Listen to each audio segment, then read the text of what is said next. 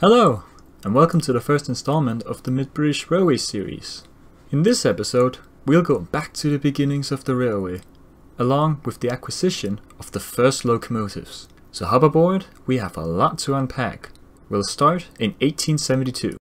In 1872, a new railway company was formed, the Hexham to Edinburgh Railway, with Sir John Nelson Boswell Jackson as the chairman and Charles Byrne as chief mechanical engineer.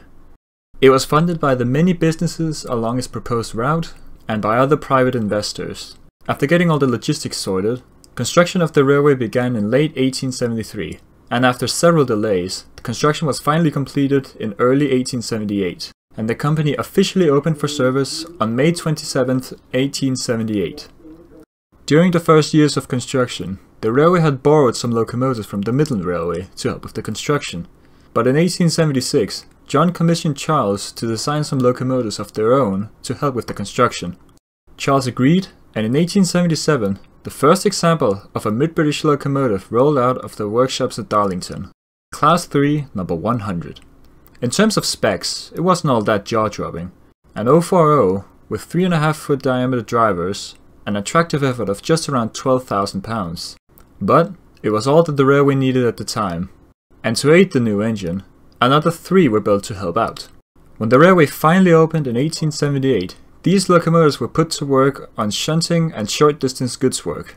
Due to the rather large overhang at the back, the locomotives tended to oscillate quite a bit, so they were relegated from passenger trains.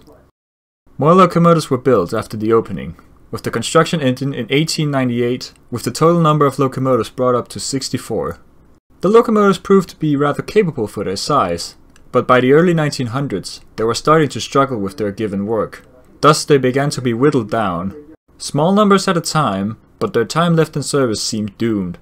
When the railway was absorbed into the LMS by the grouping in 1923, 12 Class 3s were still in service, but it didn't last for very long, with the last one, number 129, being withdrawn in 1927.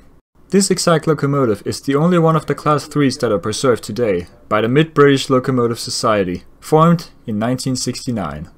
The locomotive is currently on static display at the Society's site in Leeds.